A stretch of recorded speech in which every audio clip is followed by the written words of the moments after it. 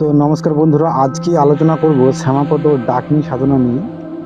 তো শ্যামাপদ কিভাবে ডাকিনী সাধনা করেছিল এবং কেনই বা তার ডাকিনী সাধনা করার দরকার পড়লো। বিষয়টা হচ্ছে, ডাকিনী এমন একটা শক্তি যে 1 কোটি পিশাচের শক্তি, 1 কোটি জিন্নাত বা 1 কোটি নেগেটিভ শক্তি এবং এই ডাকিনীর আন্ডারে অনেক রকমের অ্যান্টিটি, অনেক রকমের নেগেটিভ শক্তিগুলি কাজ করে। শ্যামাপদ যখন ডাকিনী সাধনা শুরু করে, সে একটি নদীর তীর বেছে নিয়েছিল এবং সেখানে কিন্তু গভীর একটা জঙ্গল ছিল। গুরুদেব তাকে মন্ত্র দিয়ে দেয়। তো মন্ত্র দিয়ে দেওয়ার পর গুরুদেব বলল, যেহেতু তোমাকে আমি মন্ত্র দিয়েছি, তাহলে তুমি তো আর আমার কাছে সাধনা করতে পারবে না, তোমাকে একাকী গিয়ে সাধনা করতে হবে। তো শ্যামাপদ গুরুদেবের কথা মোতাবিক কিন্তু নির্জন গভীর জঙ্গলে সে চলে যায়, গিয়ে সাধনা শুরু করে। প্রথম অবস্থায় যখন সে সাধনা শুরু করে, তখন কিন্তু তার কিছুই মনে হয়নি। তার এটা মনে হয়েছিল যে হয়তো গুরুদেব তাকে ঠকিয়েছে, তাকে মিথ্যে কোনো সাধনা দিয়েছে বা এইরকম কোনো সাধনা হয় না। হ্যাঁ, তো গুরুদেব কিন্তু তাকে এটা বলেছিল যে এই ডাকিনী সাধনা করতে গেলে তাকে সাত্ত্বিকভাবে থাকতে হবে এবং সাত্ত্বিকভাবে আহার করতে হবে।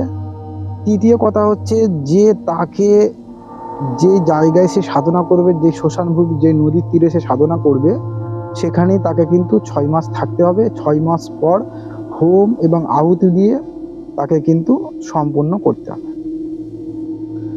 যখন শ্যামাপদ 6 মাস অতিক্রম হয়ে গেল, তো তখন কিন্তু শ্যামাপদ একটু একটু করে অনুভব করতে শুরু করলো। অনুভবটা কি? অনুভব হচ্ছে যে সে দেখতে পাচ্ছে যে কখনো কখনো দূর থেকে কোনো মহিলা তাকে ফলো করতেছে, তাকে দেখতেছে। সাধারণ দৃষ্টিতে হয়তো এটা হতে পারে যে শ্যামাপদ এটা ভাবছিল যে ওটাও কোনো সাধারণ মানুষ, কিন্তু না।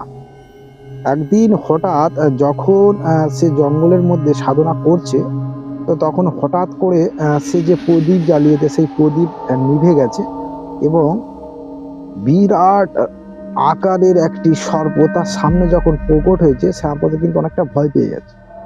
কিন্তু সেই যে গুরুদেবের কথা তার মাথায় আছে, গুরুদেব তিনি শ্যামাপদকে বলে দিয়েছে যে দেখো শ্যামাপদ, তুমি যে ডাকিনী সাধনা করতো, এই ডাকিনী কিন্তু বিভিন্ন রূপে তোমার কাছে আসতে পারে।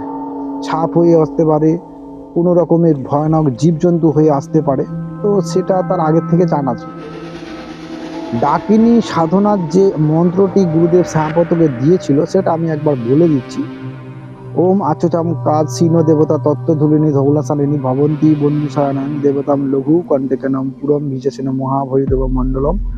ওম চচ্ছ ডাকিনী বন্ধু নমঃ, ডাকিনী বন্ধু নমঃ। ওম নমো ভগবতী বজ্রায় চণ্ডেশ্বরায় ফর্সা।